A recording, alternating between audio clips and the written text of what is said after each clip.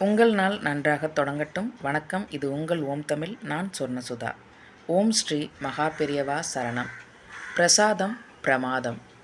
காஞ்சி மகா பெரியவரை தரிசிக்க தன் மகனுடன் வந்தாள் ஒரு பெண். சுவாமிகளை வணங்கிவிட்டு, பெரியவா, இவனுக்கு வாய்ப்புண் ரொம்ப நாளாக இருக்கு, எத்தனையோ வைத்தியம் செய்தும் சரியாகவில்லை, ரொம்ப கஷ்டப்படுறான் என வருந்தினாள். மடத்தில் இருந்த சீடர்களிடம் இப்போ தேங்காய்ப்பூ கிடைக்குமா என கேட்டார். அவர்கள் விழித்தனர். காரணம் இது பற்றி கேள்விப்பட்டதே இல்லை.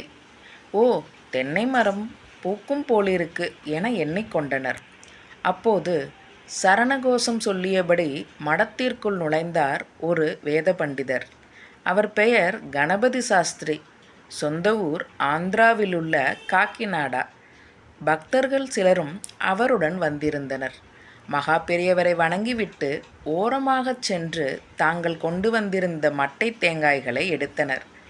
மடத்திலிருந்த குத்துக்கல்லில் மட்டைகளை உரித்து தேங்காய்களை உடைத்தனர். மூடிகளை எடுத்து வந்து சுவாமிகளின் முன்புள்ள மூங்கில் தட்டுகளில் பரப்பினர். அதில் 4 மூடிகளில் எலுமிச்சை அளவுக்கு உருண்டையாக தேங்காய்ப்பு வளர்ந்திருந்தது. மகா பெரியவர் அதை பார்த்ததும் சீடர்களை அழைத்தார்.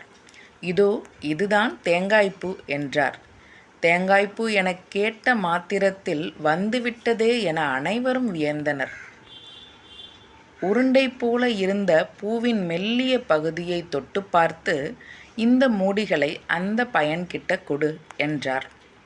தாயும் மகனும் மகிழ்ச்சியுடன் பெற்றுக்கொண்டனர். அவர்களிடம் வெயிலில் லேசா உலர்த்திட்டு சாப்பிடு, புண் சீக்கிரமே ஆறிவிடும் என்றார் மகா பெரியவர்.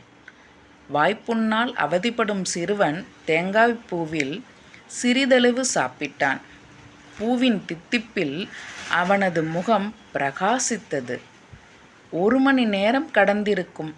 மீண்டும் அச்சிறுவன் மடத்திற்குள் ஓடிவந்து சுவாமிகளிடம், வாயிலிருந்த புண் சரியாயிடுச்சு என்றான் பூரிப்புடன். மகா பெரியவர் கொடுத்த பிரசாதம் அல்லவா அது, உடனடி பலனை அது காட்டத்தானே செய்யும். ஓம் ஸ்ரீ மகா பெரியவா சரணம். நன்றி.